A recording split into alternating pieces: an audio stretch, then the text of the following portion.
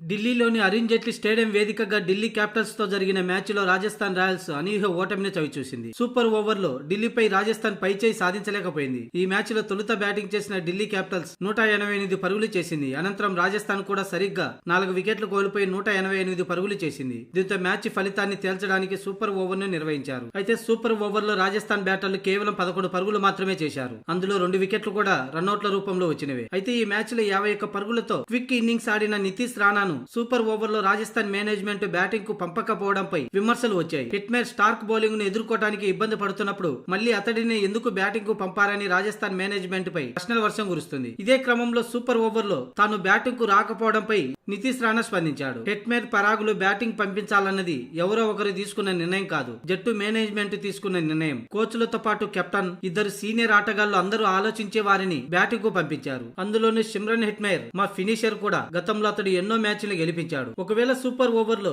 గెలిచి ఉంటే ఈ ప్రశ్న కాస్త భిన్నంగా ఉండేది. క్రికెట్ లో ఎప్పుడు ఏం జరుగుతుందో ఎవరు ఊహించలేరు అని నితీష్ రాణా అన్నాడు. అలాగే సందీప్ శర్మ గతంలో సూపర్ ఓవర్ లో బాగా బౌలింగ్ చేశాడు. ఈసారి కూడా అందుకే అతడికి బంతినిచ్చాం. ఏదేమైనప్పటికీ సూపర్ ఓవర్ లో 4 నుంచి 6 పరుగులు అదనంగా సాధించి ఉంటే పరిస్థితి వేరే విధంగా ఉండేదని పోస్ట్ మ్యాచ్ ప్రెస్ కాన్ఫరెన్స్ లో నితీష్ రాణా పేర్కొన్నాడు.